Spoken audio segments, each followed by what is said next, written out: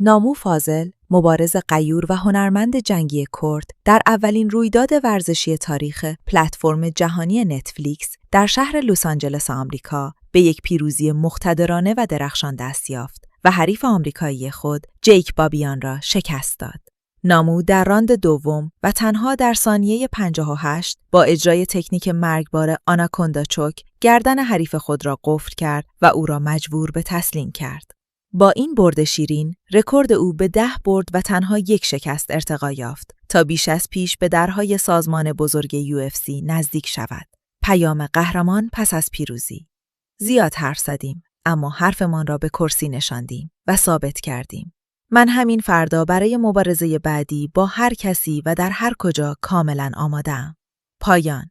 حواشی با آرمان توساروکیان. نامو در خصوص تنش‌های اخیر با مبارز ناماشنای UFC اعلام کرد که سوء تفاهم‌ها برطرف شده است. آرمان از مردم کرد عذرخواهی کرده و من برای او احترام قائلم.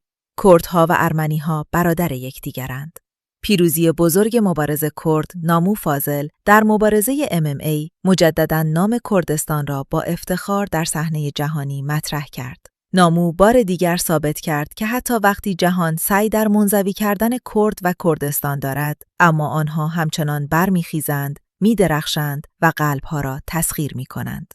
نچیروان بارزانی رئیس اقلیم کردستان هم در پیامی گفت: مایلم به قهرمان بین‌المللی جوان با استعداد کرد نامو فاضل به خاطر پیروزی بزرگش در مسابقات هنرهای رزمی ترکیبی در ایالات متحده تبریک بگویم.